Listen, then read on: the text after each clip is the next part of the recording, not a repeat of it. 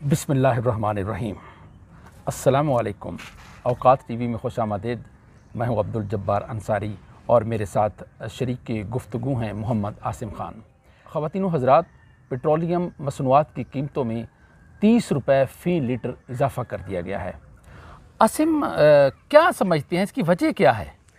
जी, इसकी वजह आप नून लीग को बिल्कुल ना समझें और शहबाज शरीफ को बिल्कुल ना समझें।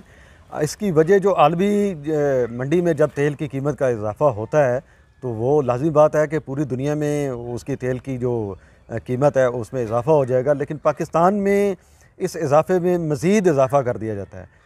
वहाँ पे तो थोड़ी इतना वो फ़र्क नहीं पड़ता, लेकिन यहाँ पे पाकिस्तान के अंदर जो पेट्रोल माफिया है वो इसमें मज़ीद अपनी मनमानी करके तो वो इजाफ़ा कर देता है, जिसकी वजह से आपको महसूस ऐसा होता है कि पेट्रोलियम की कीमत में बहुत ज़्यादा इजाफ़ा हो चुका है। पेट्रोल पंप वाले कितना फ़ी लीटर इजाफ़ा लेते हैं आसिम? जी, ये पहले भी आपने देखा था कि ये आदाद शुमार आए थे।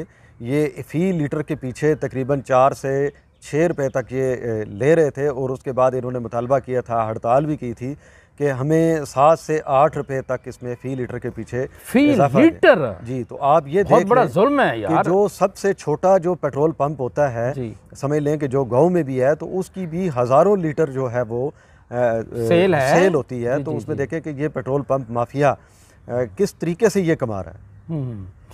आसिम, पेट्रोलियम मसनूआत के हमारे मुल्क में भी 500 से ज़ायद कुएँ हैं और इतलात मिली हैं ये कि अगर उनको अपने इस्तेमाल में लाया जाए, उनको इस्तेमाल सही तरीके से किया जाए तो वो हमारी ज़रूरियात जो हैं पेट्रोलियम मसनूआत की वो पूरी कर सकते हैं। आप क्या कहते हैं इस बारे में? जी बिल्कुल, पाकिस्तान में अल्हम्दुलिल्लाह हर तरह के मादनी वसाइल मौजूद हैं, लेकिन हम उनसे फ़ायदा नहीं उठाते, इसलिए कि कुछ जो प्राइवेट कंपनीज़ हैं, कुछ इंटरनेशनल कंपनीज़ हैं, तो वो बैरून मुल्क से ही तेल और दूसरी अशिया जो हैं वो वहाँ से वो दरामद करके तो इस्तेमाल करते हैं, क्योंकि उसमें एक कमीशन का फैक्टर आ जाता है। फिर इसमें ये सारा कमीशन माफिया इन्वॉल्व हो जाता है कि जी बाहर से तेल मंगवाएंगे, वो किस कंपनी के ज़रिए आएगा, उसमें कौन कौन सी हुकूमती और सियासी शख्सियात मुलव्वस होंगी, उनकी कमीशन कितनी होगी। तो ये सारी चीज़ें मिलाकर उसमें वो तेल की कीमत जो है वो फिर पाकिस्तान के अंदर ज़्यादा होती है। तो हमें तो ये चाहिए कि पाकिस्तान के अंदर जो तेल के कुएँ हैं उनको दोबारा से कारआमद बनाया जाए, उन पर मेहनत की जाए और अपने जो वसाइल हैं उनको इस्तेमाल में लाया जाए। नहीं, वो जो कुएँ हैं वो उनसे कुछ तेल निकाला जा रहा है और उन पर किन का कंट्रोल है? क्या उनके ठेके बैरून ममालिक कंपनियों को दे दिए गए हैं, इसलिए हम यूटिलाइज़ नहीं कर सकते? जी बिल्कुल, ये फैक्टर भी एक है। उसमें कुछ जो हैं वो पाकिस्तान की जो अपनी कंपनियां हैं जैसे PSO है, PPL है, उनके कंट्रोल में हैं, और कुछ ऐसे तेल के कुएं हैं जो कि बैरून मुल्क जो कुछ चाइनीज़ कंपनियां हैं या अमेरिकन कंपनियां हैं या और कुछ कंपनियां हैं जिनके वो कंट्रोल में हैं। वो इसलिए कि जो पाकिस्तान के अंदर सर्वे होता है तो उसमें जो बैरून मुल्क जो कंपनियां हैं वही इस सर्वे में हिस्सा लेती हैं और वो तेल के ज़खायर को तलाश करते हैं, और बाद में शायद इनका ऐसा कोई मुआहदा होता है कि इतने अरसे तक वो उस तेल के कुएं पर जो है वो कंट्रोल उन्हीं गैर मुल्की कंपनियों का रहेगा। आसिम, मैंने ये भी सुना है कि वो एक कॉन्ट्रैक्ट करते हैं, मुआहदा करते हैं अपने हुकूमत पाकिस्तान के साथ कि हम इतनी देर तक इस में से तेल निकालेंगे, और सुना है कि 100 फ़र्ज़ करें उन्होंने 100 साल का ठेका ले लिया जी, 100 साल का मुआहदा कर लिया कि 100 साल तक हम इससे पेट्रोल निकालें, और जाते हुए कोई ऐसी चीज़ फेंक जाएं उसमें कि वो इस्तेमाल के काबिल ही न रहे। ऐसा हो सकता है? जी बिल्कुल, चीज़ तो ना अगर वो फेंकें, लेकिन यह है कि अगर वो 100 साल का मुआहदा है और 100 साल तक वो कंटिन्यूसली उसमें से तेल और गैस निकालते रहते हैं, तो लाज़मी बात है कि ज़ेरे ज़मीन जो ज़खायर हैं उसमें इजाफ़ा नहीं हो रहा, वो ख़त्म ही हो रहे हैं। तो एक वक्त ऐसा आएगा कि पूरी दुनिया में तेल और गैस के ज़खायर जो हैं वो ख़त्म हो जाएंगे, क्योंकि ये तो सारा वो ज़मीन की कोर से निकल रहा है। तो एक वक्त तो ऐसा आना है कि जब ये मादनी ज़खायर जो हैं, ये तेल और गैस, इसका एंड हो जाएगा और फिर हम या तो सोलर की तरफ जाएंगे या फिर कोई और ज़रिया होगा जो हम इस्तेमाल करेंगे। आसिम, जहाँ आपने ये कहा कि मादनी वसाइल जो हैं, ज़मीनी वसाइल जो हैं वो ख़त्म हो जाएंगे, ये अल्लाह ताला के ख़जाने ज़मीन के अंदर रखे हुए हैं, और अल्लाह ताला कुरान मजीद में कहता है, जिसका मफ़हूम है कि क़यामत वाले दिन ज़मीन अपने अंदर से ख़जानों को उगल देगी। यानी इतने ख़जाने अभी बाकी होंगे जो इंसान, आदमी उसको यूटिलाइज़ ही नहीं कर सकेगा। हमने कितने यूटिलाइज़ अभी तक?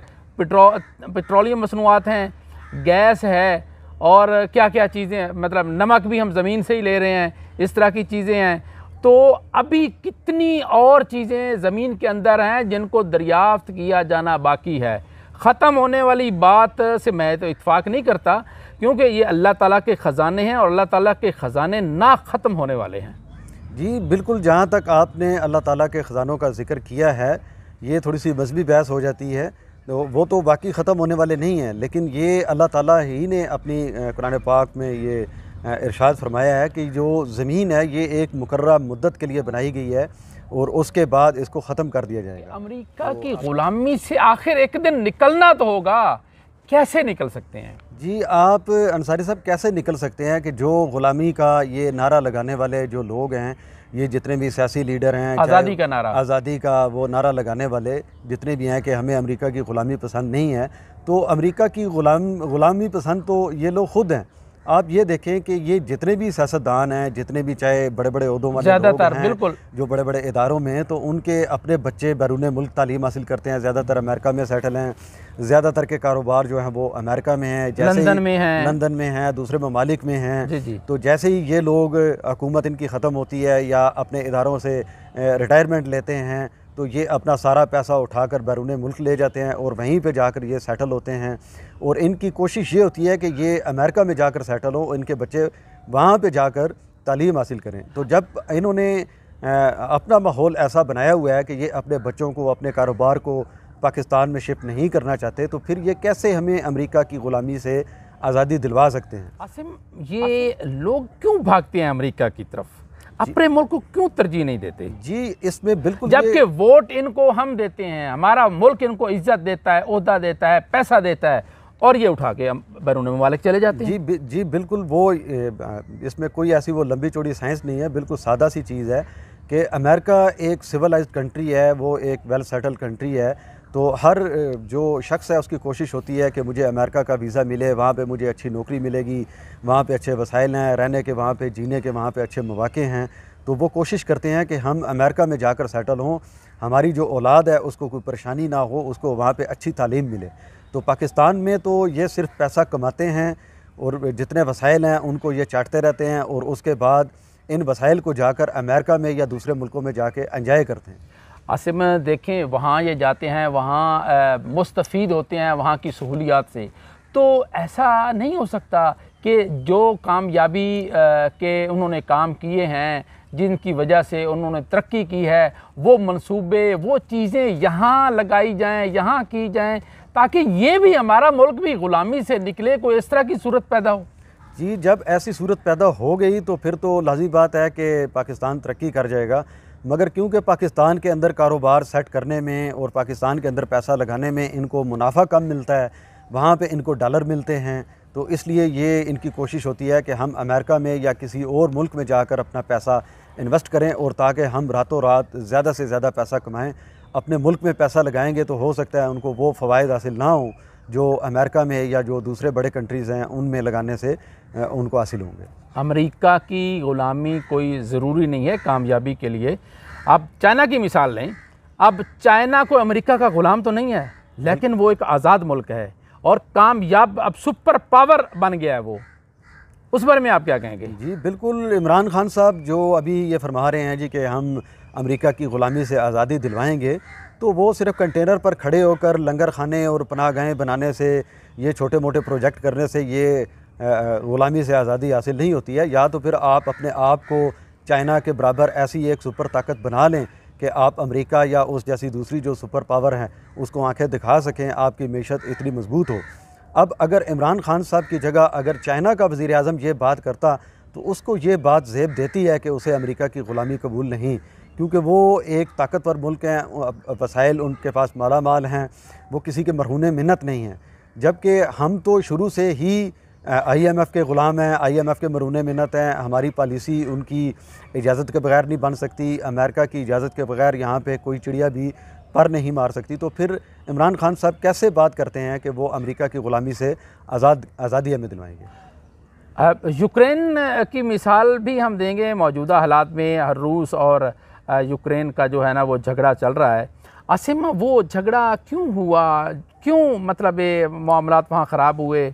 जी, हमने तो यही सुना है जी कि यूक्रेन ने भी अपने मोहल्ले में जो एक मौजूद जो सुपर ताकत थी उसको ललकारा। उसके वज़ीर आज़म ने इसी तरह की कुछ ज़बान इस्तेमाल की रूस के ख़िलाफ़, तो रूस मैदान में आ गया और उसने कहा जी कि आप अपने वज़ीर आज़म को स्टेप डाउन करें, वरना आपके ख़िलाफ़ हम कार्रवाई करेंगे। और वो उसने करके दिखा दिया। यूक्रेन को उसने तहस नहस करके पता नहीं कितनी दहाइयाँ उसने पीछे धकेल दिया, उसकी मईशत को तबाह कर दिया। अब आप देख लें कि यूक्रेन में क्या हालात हैं।